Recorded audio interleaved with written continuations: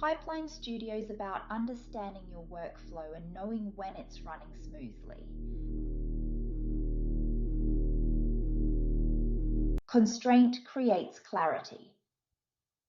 Constraint is often treated as a problem to eliminate, a limitation to work around, a temporary inconvenience. But constraint is not the enemy of systems. It is what makes systems legible. Without constraint, everything appears possible. And when everything is possible, nothing is prioritized, nothing is timed, and nothing is finished. This is why clarity rarely emerges in abundance. It emerges under pressure. When capacity is unlimited, systems postpone decisions. They defer trade-offs. They allow ambiguity to persist. Constraint removes that luxury. When time, attention, or resources tighten, the system is forced to choose.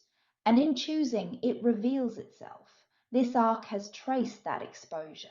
Priority becomes visible when calm disappears. Latency becomes meaningful when response is uneven. Throughput becomes decisive when optimization fails. Constraint is the condition that connects them. It collapses distance between intent and behavior. Under constraint, systems can no longer hide behind plans. They act. And action is always clearer than explanation. This is why constraint is not merely restrictive. It is informative.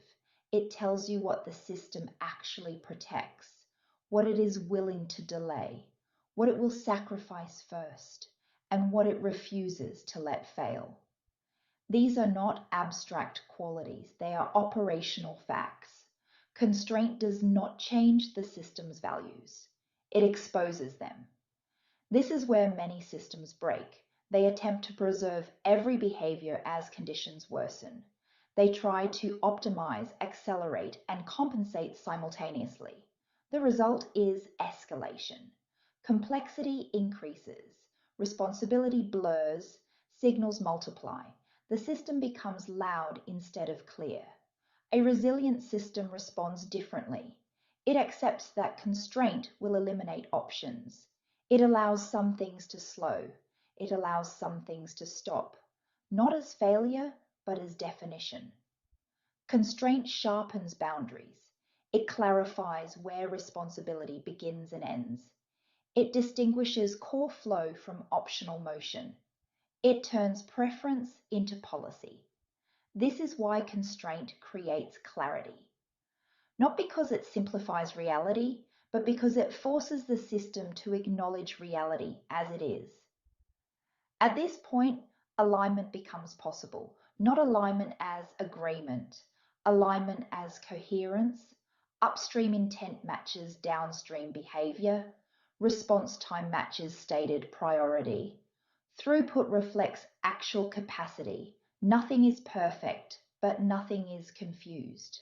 The system knows what it can do, and just as importantly, what it cannot.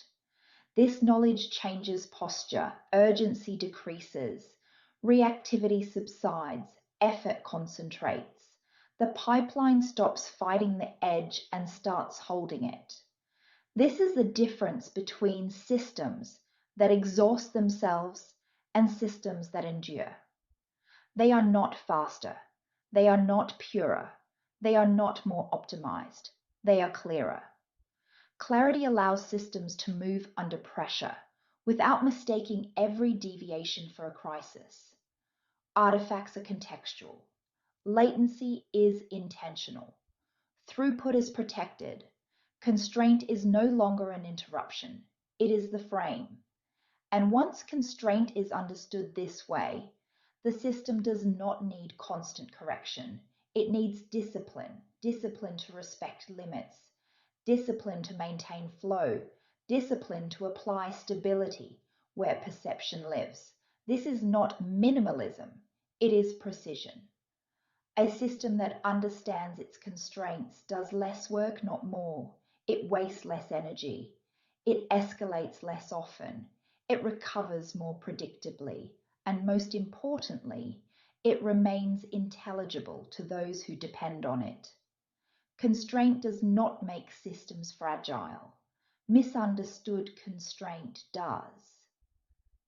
When constraint is embraced as structure, clarity follows. And clarity is what allows systems to operate not just at speed, but with confidence. This concludes this session. Let what you've heard settle before continuing.